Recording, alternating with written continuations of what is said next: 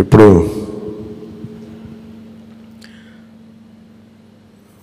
Party నేతగా మాట్లాడటం అలవాటు ప్రెసిడెంట్గా మన శాసనసభ పక్ష నాయకుడిగా మాట్లాడాలంటే కొత్తగా ఉంది. ఇప్పుడు గొడవలు పెట్టుకోవడం, మాట్లాడటం, సమస్యలు తీసుకురావడం. బట్ మీ అందరికీ అపూర్వమైన మెజారిటీలతోటి ఘన విజయం సాధించిన మీ అందరికీ, ప్రతి ఒక్కరికి పేరు పేరున నా హృదయపూర్వక అభినందనలు, ధన్యవాదాలు. ఈ సందర్భంలో I want to share few things. చాలా ఒంటరి ప్రయాణం చేశాం. జాతీయ స్థాయి నాయకులు కూడా ఢిల్లీలో వాళ్ళు అడుగుతుంది ఏంటంటే, నువ్వు ఎలా పార్టీ నడిపావు? పార్టీ నడపడం మాకు తెలుసు కదా, అధికారం ఒక గుర్తింపు ఉన్న జాతీయ స్థాయి పార్టీలో ఉండి అసలు అధికారం లేకపోతే ఎంత కష్టమో మాకు తెలుసు. అలాంటిది మీరు not even recognized party, just registered party, మీరు ఎలా సస్టైన్ చేశారు ఇంతకాలం? వాళ్ళకి నేను ఒకటే చెప్పాను, మేమంటే ప్రేమించే జన సైనికులు, వీర మహిళలు, జనసేన మద్దతుదారులు, వారి వల్ల మేము బలంగా నిలబడగలిగాం. ఒక తీర్మానం నా సైడ్ నుంచి ఏంటంటే, ఈ ఘన విజయానికి కారకులైన అంటే దశాబ్దంగా అన్ని ఒడిదుడుకుల్ని ఎదుర్కొంటూ దెబ్బతింటూ క్షేత్రస్థాయిలో అన్ని రకాలుగా ఇబ్బందులు పడుతూ మనకి మద్దతు ఇచ్చిన జన సైనికులకి, వీర మహిళలకి, జనసేన నాయకులందరికీ కూడా వారికి నా మనస్ఫూర్తిగా నా అభినందనలు తెలియజేస్తూ ఉన్నాను. మీరు లేకపోతే ఈ రోజున ఈ విజయం ఉండేది కాదు. అలాగే ఈ విజయం అసలు మనం చేసిన పోరాటానికి ముగ్ధులై 2019లో తప్పు చేసాం, ఈసారి ఎట్టి పరిస్థితుల్లో మేము తప్పు చేయమని ప్రతి ఒక్కరూ ఒక 100 మందిలో కలిస్తే 100 మంది చెప్పేవాళ్ళు, ఒకళ్ళు కలిస్తే ఒకళ్ళు చెప్పేవాళ్ళు, ఏ మూలకెళ్ళి చెప్పేవాళ్ళు. ఈ రోజున మనందరికీ కూడా ఇంత భారీ మెజారిటీలు వచ్చినాయి అంటే మనల్ని నమ్మిన ప్రజలందరికీ హృదయపూర్వకంగా మన ఈ మీటింగ్ తరపు నుంచి నేను వారికి నా కృతజ్ఞతలు, అభినందనలు తెలియజేస్తున్నాను. మనకి వీ హ్యావ్ గ్రేట్ రెస్పాన్సిబిలిటీ. అంటే నేను మొన్నదాకా మాట్లాడుతున్నప్పుడు అదొక పొలిటికల్ రెటారిక్ అనిపించుకోవచ్చు, but I believed in that and I believe in that. అంటే we have to bring back accountability and politics. జవాబుదారీతనం తిరిగి రాజకీయాల్లోకి తీసుకురావాలి. గొడవ పెట్టుకునేటప్పుడు అంటే మనోహర్ గారు మేము చాలాసార్లు మాట్లాడుకున్నప్పుడు, cooperation and confrontation is a part of democracy. సహకారం, సంఘర్షణ, ఎప్పుడు సహకరించాలి, ఎప్పుడు సంఘర్షించాలి అనేది అది ఆ సమస్యలను బట్టి వాటిని బట్టి. అంతేగాని ప్రతిసారి పోయినసారి ప్రభుత్వానికి కూడా చెప్పాను, మేము చాలా కన్స్ట్రక్టివ్గా ఉంటామని చెప్పి వాళ్ళకి అర్థం చేసుకోలేదు నా మాట, నా డెమోక్రటిక్ స్పిరిట్ని వాళ్ళు అర్థం చేసుకోలేదు ఆ రోజున. అలాగే ఇది కక్ష సాధింపులకి సమయం కాదు. ఇది ఇంత ఘన విజయం ప్రజల నిర్మాణానికి, లేదంటే వారికి అభివృద్ధికి, వారి అభ్యున్నతికి తప్ప ఇది ఒక వెండెట్ట గేయం కానీ, లేదంటే పగా ప్రతీకారాలు తీర్చుకోవడానికి గతంలో ఇలా చేశారు కదా మనం ఇలా చేయాలి, అలాంటి ఆలోచన ధోరణిని దయచేసి మనందరం దాన్ని ఎంకరేజ్ చేయకండి దయచేసి దాన్ని. అలాగే చాలా చాలా క్షేత్రస్థాయిలో ప్రతి ఒక్కరూ అందుబాటులో ఉన్నాం, నాతో సహా. ఈరోజున జాతీయ స్థాయిలో మరి మనం సాధించిన విజయాలు కూడా చెప్పుకోవాలి. చాలామంది పొలిటికల్ పార్టీ ప్రారంభించారు, మూసేశారు భారతదేశం మొత్తం మీద.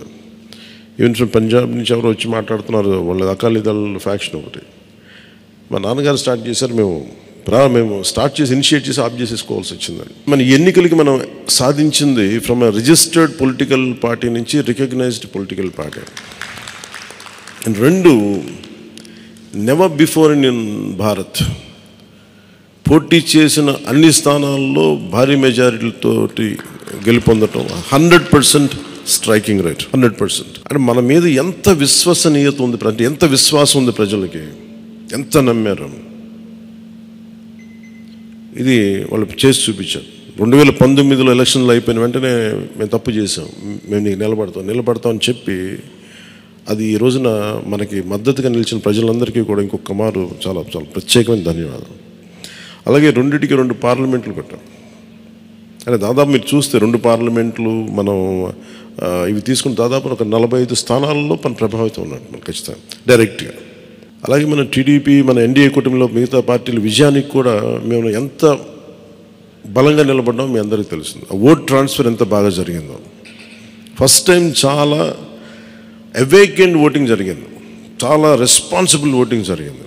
వీళ్ళందరూ న్యూ జనరేషన్. అసలు యువత ఎంత నమ్మారంటే అర్ధరాత్రి వాళ్ళకి 12 అయినా కానీ 11 అయినా కానీ ఆ ఎండలో మండుటెండలో నిలబడి మధ్యాహ్నం నుంచి వాళ్ళ క్యూలు వాళ్ళకి వంతు వచ్చే వరకు అలా నిలబడి మరి ఓట్లేసారు. అంటే ఇవన్నీ చాలా చాలా బాధ్యతనిచ్చాయి. అలాగే ఈరోజు మనం మాట్లాడుకున్నప్పుడు కూడా రేపు మన పవర్ షేరింగ్ ఏంటి ఇవన్నీ కూడా మీకు తెలియజేస్తాను.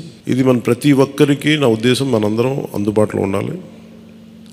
అది మీరు మనందరం కలిపి ఒక సమిష్టిగా ఒక నిర్ణయం తీసుకుందాం, ఒక కమిటీగా ఏర్పడి ఎన్ని రోజుల్లో మనం నియోజకవర్గంలో అందుబాటులో ఉండాలి.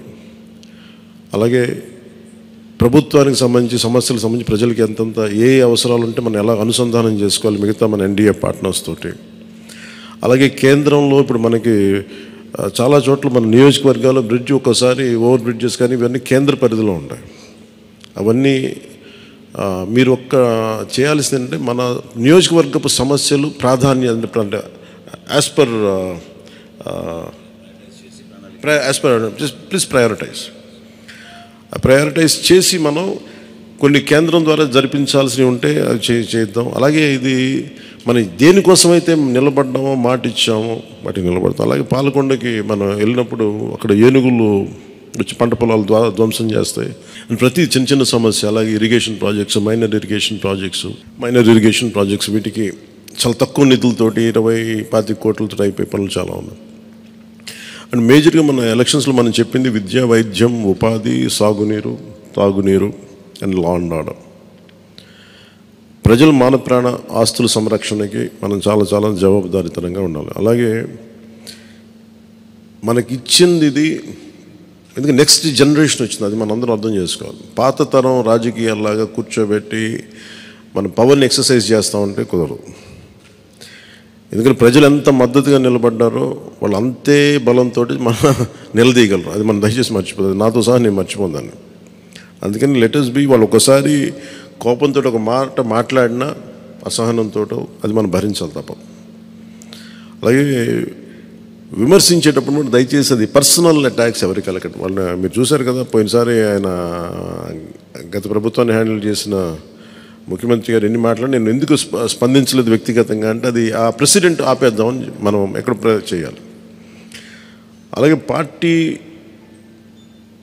మనందరం చేయాల్సింది టైమ్స్, పంక్చువాలిటీ, సరైన సమయానికి రావడం. మీరు కావాలంటే గంట ముందు రండి. నైట్ 1:30, 2:30 అని పడుకునేటప్పటికి. ఎందుకంటే ఇది మనం 5 సంవత్సరాల కాలాన్ని ఎంత సద్వినియోగం చేసుకోగలం దాని మీద ఆధారపడి ఉంటుంది భవిష్యత్తు. దయచేసి మనందరం నియమావళిని పాటిద్దాం.